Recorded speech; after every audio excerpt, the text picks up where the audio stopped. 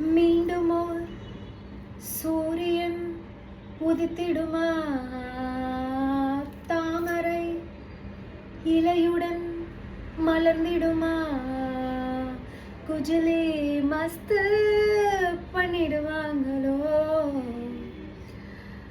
நம்மளோட தமிழக மக்களை அரசியல்வாதிகள் குஜிலி மஸ்து பண்ணாம இருக்கணும் அப்படின்னா நம்ம எல்லாரும் கண்டிப்பா ஓட்டு போடணும். அந்த ஓட்டு நம்ம யாருக்கு போடுறோம் அப்படிங்கிறத தெளிவா யோசிச்சு போடணும். நம்மளோட தொகுதியில யாரு நிக்கிறாங்க, அவன் ஃப்ராடா, இதுக்கு முன்னாடி அவன் என்ன பண்ணியிருக்கான் அப்படிங்கிறத பார்த்து நம்ம ஓட்டு போட்டாவே போதும். ஒரு 5 years டிஎம்கே கிட்ட நம்மளோட நாட்டை கொடுத்தோம்.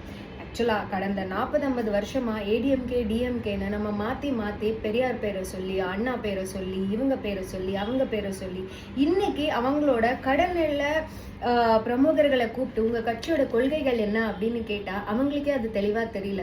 பட் யாருக்கு ஓட்டு போடுவீங்க, உங்கள் தலைவன் யார் அப்படின்னு கேட்டால் டிஎம்கேக்கு தான், ஸ்டாலினுக்கு தான் அப்படின்னு சொல்கிறாங்க.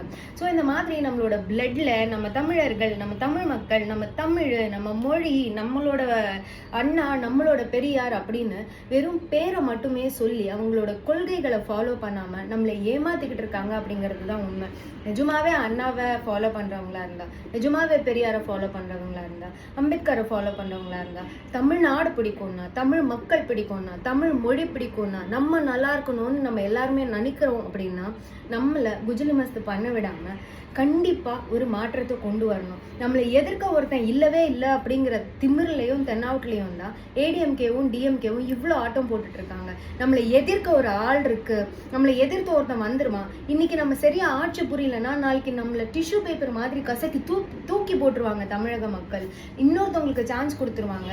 நாளைக்கு நம்ம அவங்க கூட தான் இருக்கணும் அப்படிங்கிற ஒரு பயம் அவங்க மனசுல இருந்துச்சுன்னா கண்டிப்பா இந்த மாதிரியான கேவலமான ஆட்சிகளையும் நம்மளை ஏமாத்துற மாதிரியான எந்த ஒரு வாக்குறுதிகளையும் அவங்க கொடுக்க மாட்டாங்க.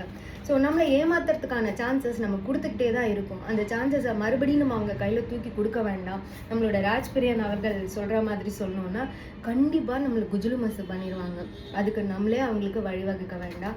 நம்ம தெளிவாக இந்த வாட்டி சிந்தித்து ஓட்டு போடுவோம். ஃபர்ஸ்ட்டு கண்டிப்பாக எல்லாரும் போய் ஓட்டு போடுங்க. 100% ஓட்டு சதவீதத்தை கொண்டு வருவோம். குறைச்சி ஒரு 90-85% நம்ம கொண்டு வருவோம். அப்படி ஓட்டு போடுறவங்க எல்லாரும் தெளிவாக ஓட்டு போடுங்க. இந்த வாட்டி என்னை யார் ஆளணும், என்னோட நாட்டை யார் ஆளணும், அவங்க நல்லவங்களா கெட்டவங்களா, எனக்கு நல்லது பண்ணுவாங்களா, இவங்க இந்த சீட்டில் உட்காந்தா என் நாட்டுக்கு நல்லதா, என் மக்களுக்கு நல்லதான்னு யோசிச்சு நம்ம எல்லாரும் சேர்ந்து இந்த வாட்டி தமிழகத்தை காப்பாற்றுவோம் அப்படின்னு உங்கள் எல்லார்கிட்டையும் கேட்டுக்கிறேன். சாயா தமிழச்சி.